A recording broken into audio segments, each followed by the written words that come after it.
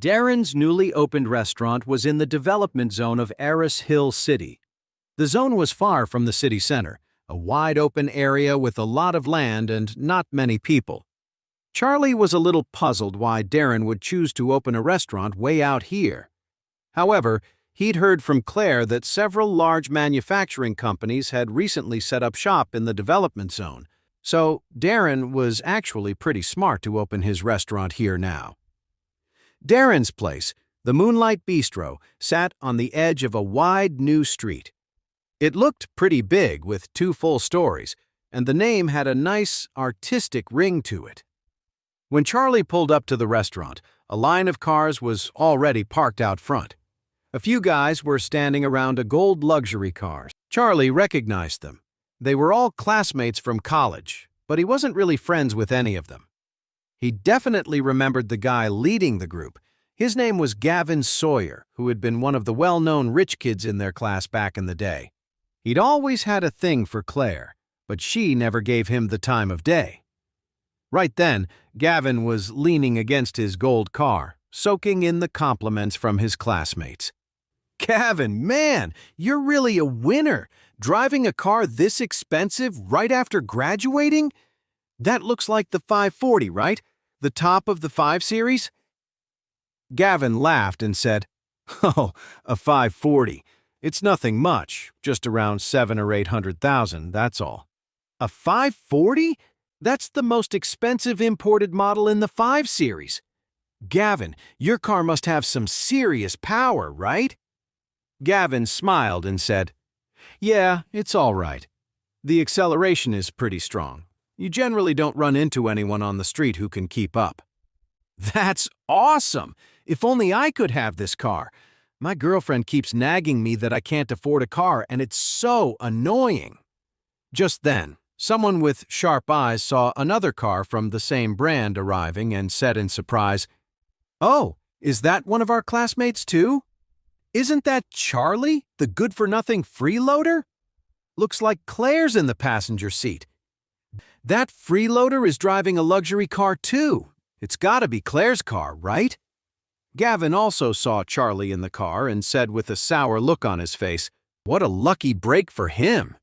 Just then someone asked, "Hey, what model is that he's driving?" At that moment, Charlie pulled the car up and then backed into a parking spot.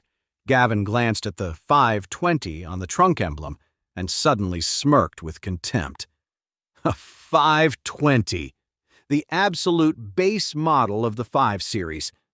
He's just fronting, trying to look like he has money. The guy next to him quickly nodded and said, "Gavin, you have the top-of-the-line 5 Series, and he has the cheapest one. Yours is way better, right?" Gavin snorted coldly. "I could buy 2 of his cars." "You're the man, Gavin!" Just then, Charlie turned off the car and Claire and Elsa got out first.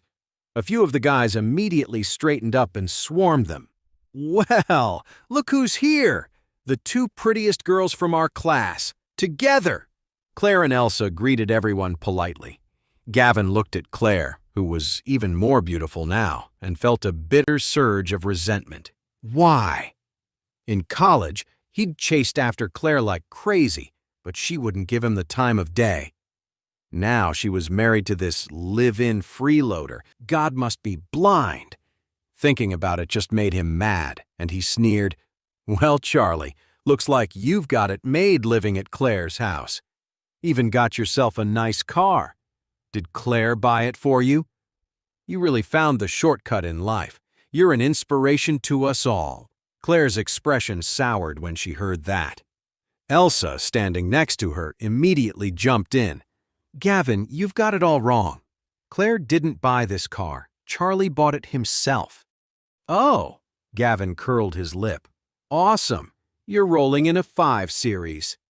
Then he deliberately tried to get a rise out of Charlie. "Hey, Charlie, the roads out here in the development zone are empty, and that main avenue is wide and straight. What do you say we race? See who's faster?" Charlie frowned, feeling annoyed at Gavin's attitude. Why is this guy always trying to start something with me? We're not even friends. Besides, who is he trying to race?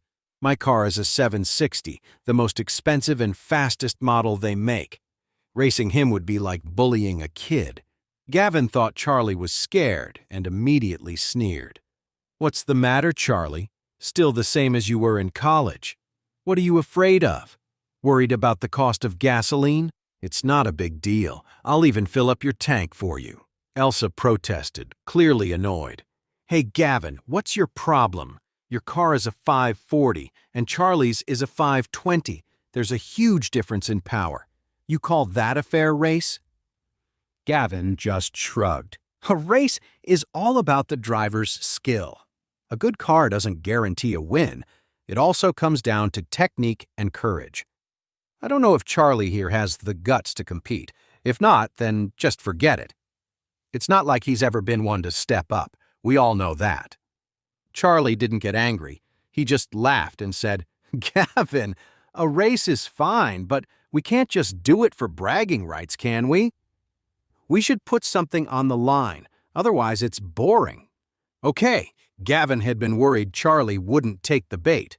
When he heard Charlie suggest a bet himself, he was thrilled, thinking Charlie was walking right into his trap. He blurted out, Fine, how about this? Whoever loses gets on their knees and admits defeat to the winner. What do you think? Charlie shook his head. We're all adults here.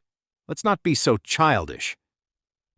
At that moment, Darren walked out in a suit, holding a big box of fireworks. When he saw Charlie, he rushed over excitedly. Hey, Charlie, you made it! Charlie nodded and smiled back. Congrats on the grand opening, Darren. Darren smiled and said, Thanks, man. Gavin said coldly, Charlie, don't change the subject. Tell me, what do you think the bet should be? Darren asked curiously, What's going on? What are you guys doing? Charlie just smiled slightly, looked at the big box of fireworks in Darren's arms and asked him, Darren, how big of a show do those fireworks put on? It's a huge display, Darren smiled. These weren't cheap. It'll leave the whole ground covered in red.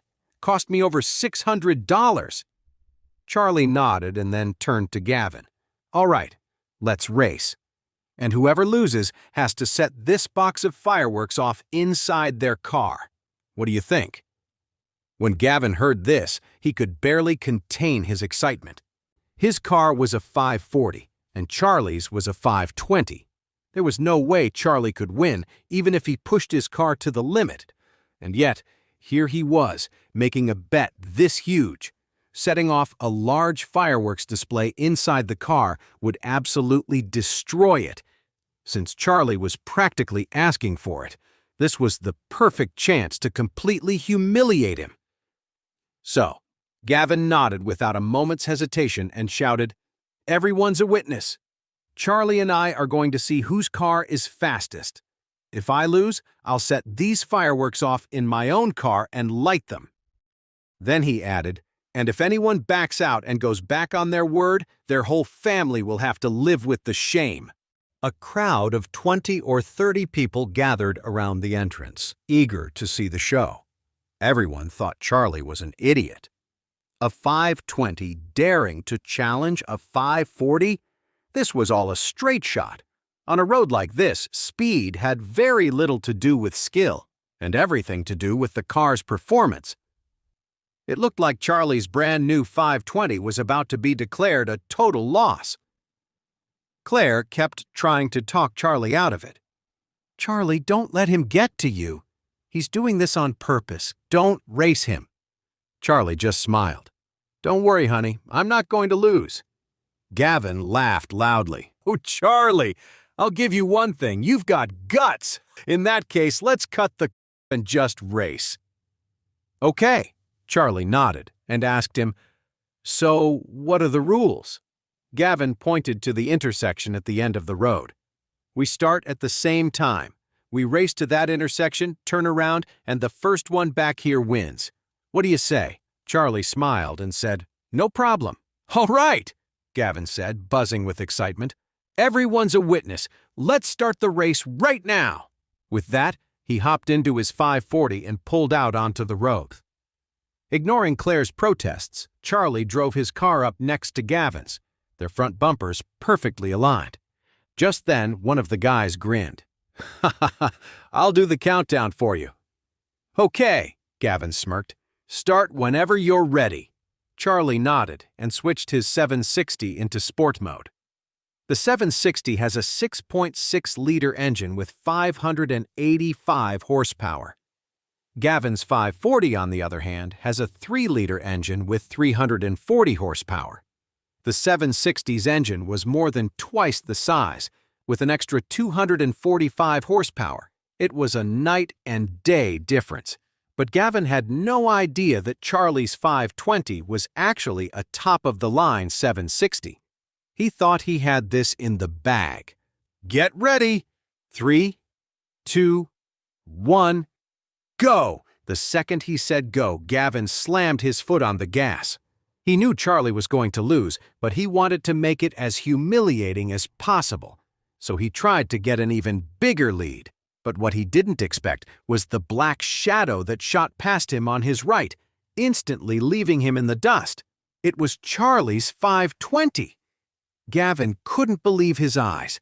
How was that possible? No way! To know more, listen to the audio series Heir in Hiding, only on the Pocket FM app.